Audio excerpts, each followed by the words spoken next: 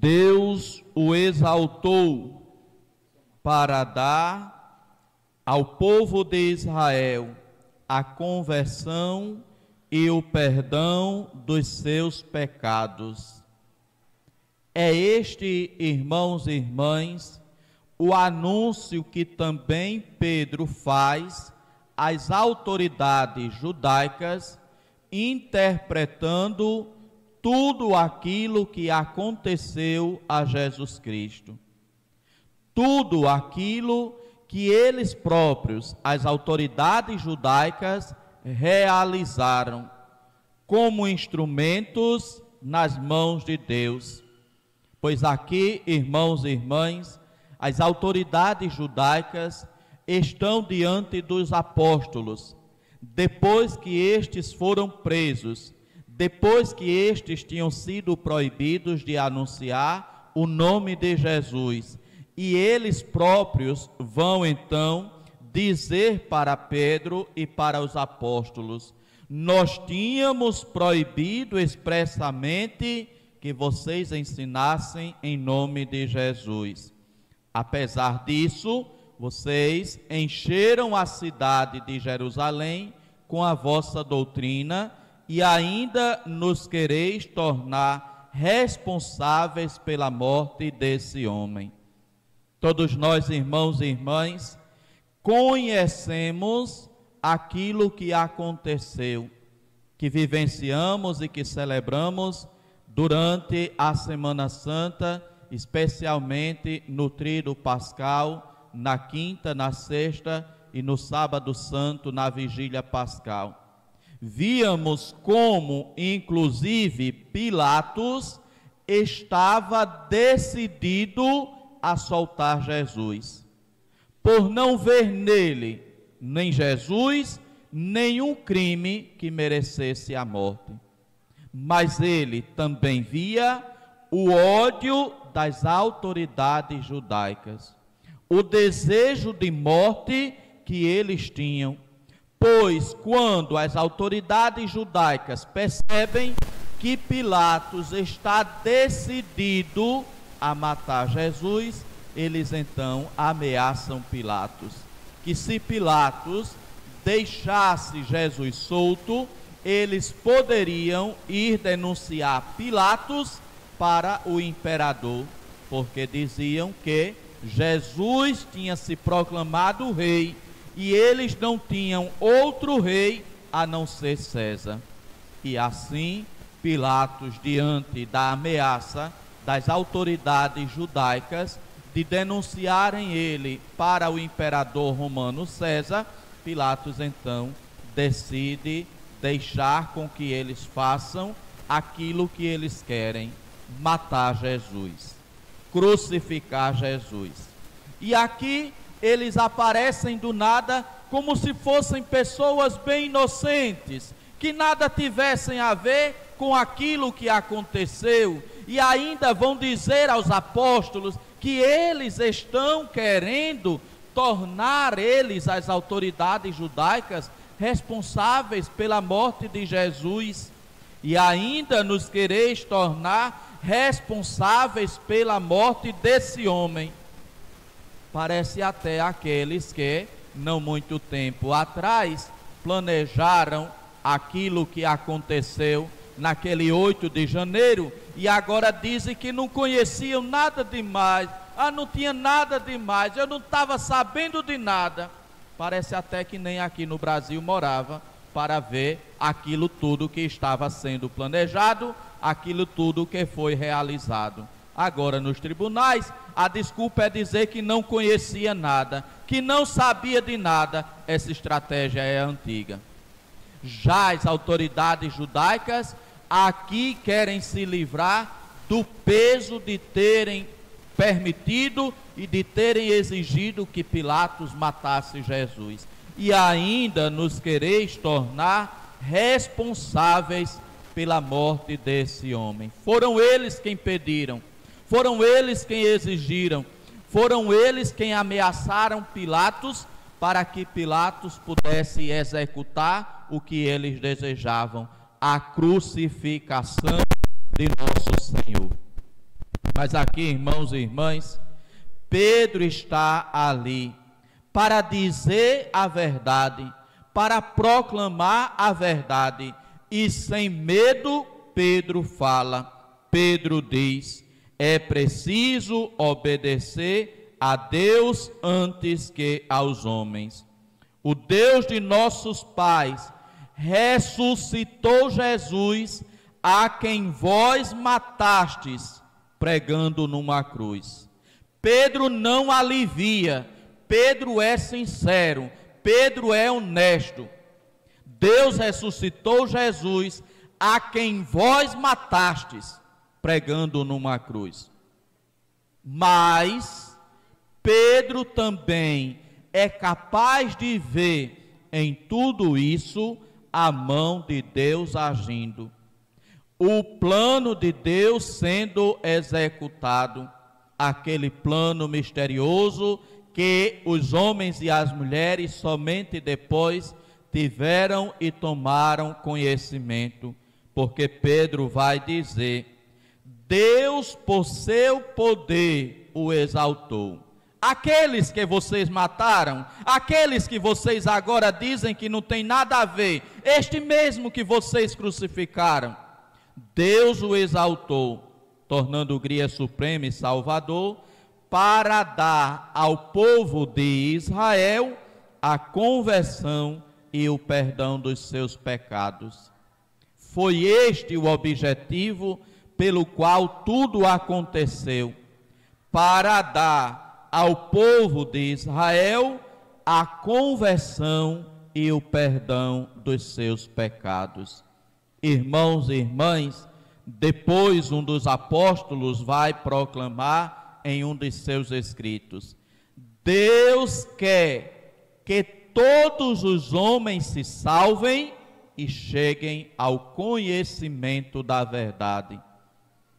O plano de Deus é a salvação da humanidade, é a conversão de todos, é a transformação e é a mudança de todos. E aqui, irmãos e irmãs, com este olhar, com esta perspectiva e com esta visão que Pedro tem, que tudo aconteceu como parte do plano de Deus para dar a Israel e à humanidade a conversão e o perdão dos pecados, a gente pode também voltar o nosso olhar no passado, para vermos aquilo que antes acontecera com o povo de Israel, que estava escravo no Egito. Quando o povo de Israel estava escravo no Egito, sofrendo terrivelmente humilhação, passando fome, passando dificuldade, o povo de Israel clama ao Senhor, pedindo que Ele envie alguém para libertá-los de toda aquela opressão, de toda aquela escravidão. Era a preparação para a celebração da Páscoa.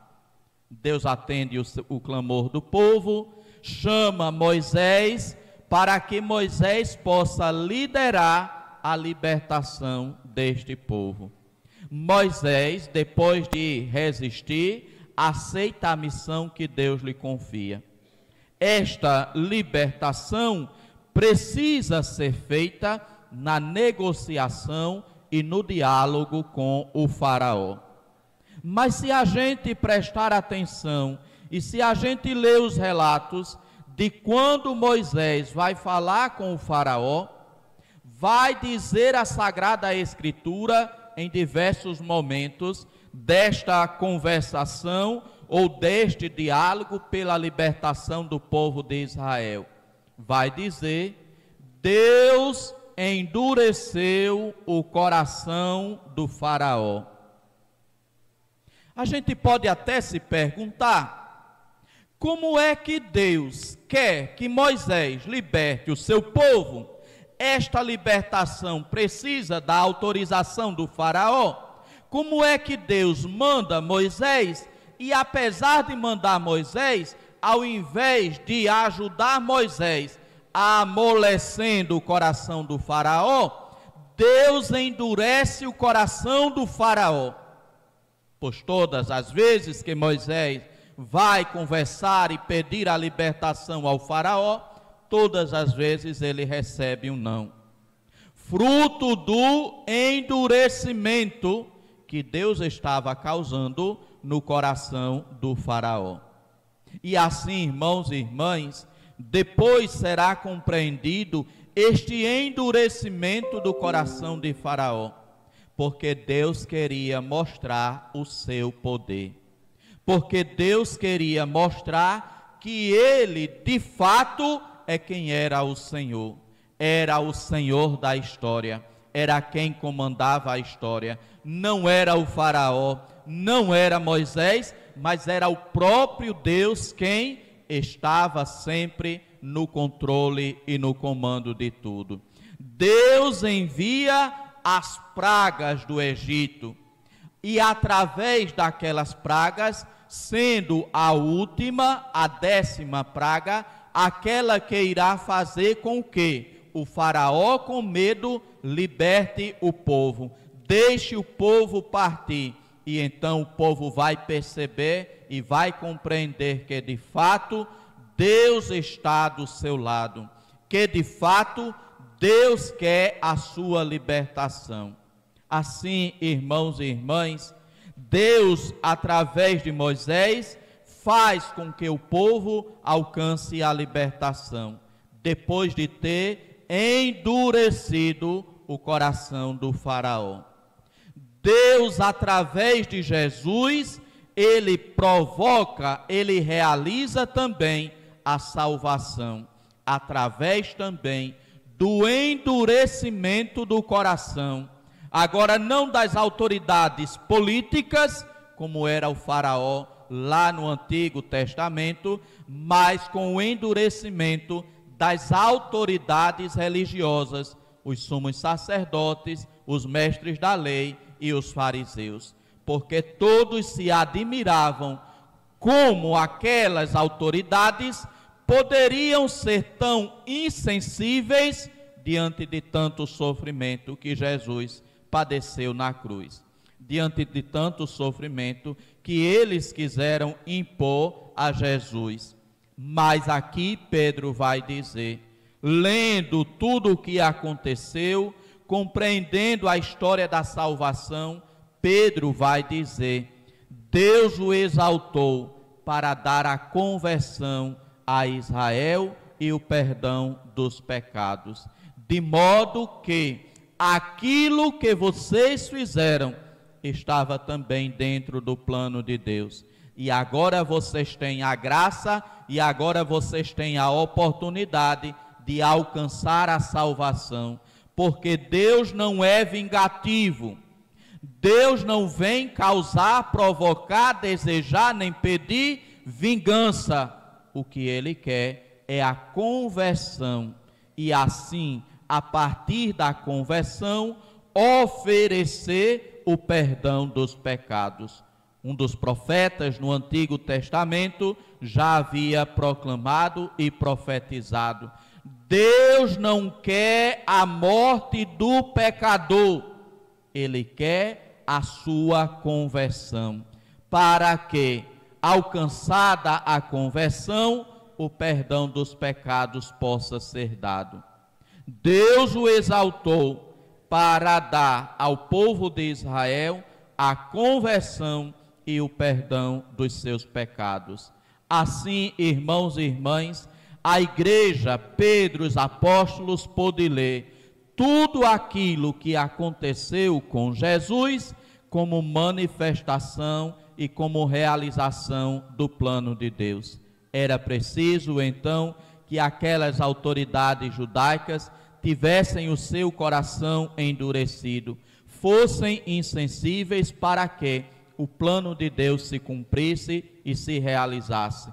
E foi a partir do endurecimento do coração deles que Cristo morre na cruz e com a sua morte obtém para nós a graça do perdão de todos os pecados. Agora é preciso então fazer a nossa parte, aceitar este perdão, viver a conversão e assim tornar o plano de Deus realidade. Deus quer a nossa conversão para que possa nos dar o perdão dos pecados, porque o perdão precisa sempre ser aceito, porque o perdão precisa sempre ser acolhido. Deus é aquele que está sempre no controle da situação. Deus é sempre o Senhor, mas cada homem e cada mulher tem o seu livre arbítrio, tem a sua liberdade, e é usando do seu livre arbítrio, fazendo uso de sua liberdade, que cada um pode aceitar ou recusar o perdão de Deus, o plano de Deus, aquilo que Deus lhe propõe. E assim, irmãos e irmãs, nós vamos ver como os apóstolos, a partir também do endurecimento do coração das autoridades judaicas, como o evangelho começou a se espalhar, como o evangelho começou a ser difundido. As autoridades judaicas continuaram a perseguir os apóstolos. Depois, ainda neste tempo pascal, nós vamos encontrar eles que matam Tiago em Jerusalém. Mandam que Pilatos, aliás, mate também a um dos apóstolos Tiago. E vendo que isto agradava a alguns, Pilatos então decide matar alguns dos cristãos. E a partir desta perseguição, os cristãos então se espalham pelo mundo, levando a boa nova do evangelho, levando a boa nova da salvação. Em tudo isso está agindo a mão de Deus. Em tudo isso está agindo o poder de Deus. Por isso, irmãos e irmãs, e agora tiremos uma lição para a nossa vida, em nossas maiores situações, em nossas piores situações, não deixemos de acreditar em Deus. Ele é o Senhor, Ele está no controle, Ele é o Todo-Poderoso, Ele está conosco, Ele não nos abandona, ainda que tudo aquilo que a gente venha a passar possa ser doloroso, possa ser sofrido, possa ser naquele momento para nós motivo de dor e de lamentação, depois será motivo de honra a Deus, depois será motivo de glória a Deus, porque compreenderemos, porque seremos capazes também de ver que em tudo estava acontecendo o poder de Deus, que o poder de Deus nunca tinha deixado de estar no controle, que o Senhor nunca abandonou o seu povo. Lembremos que o próprio Jesus na cruz, ele chega a rezar o salmo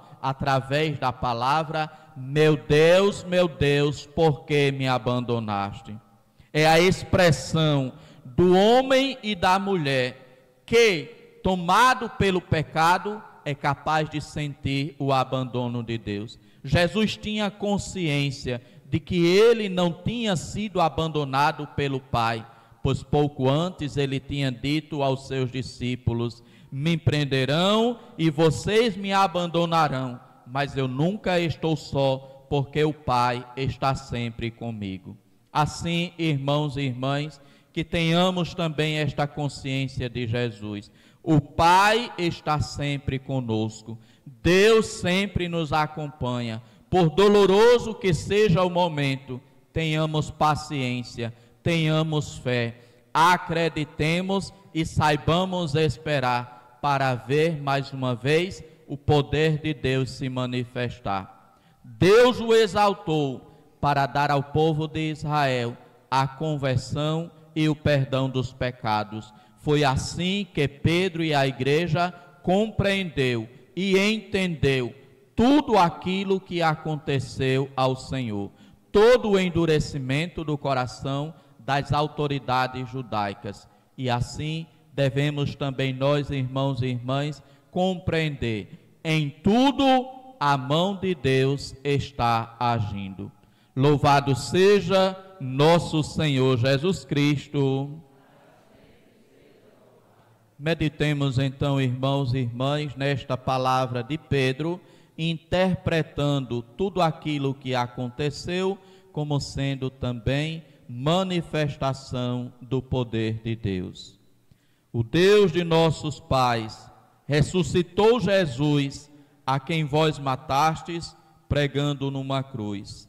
Deus, por seu poder, o exaltou, para dar ao povo de Israel a conversão e o perdão dos seus pecados.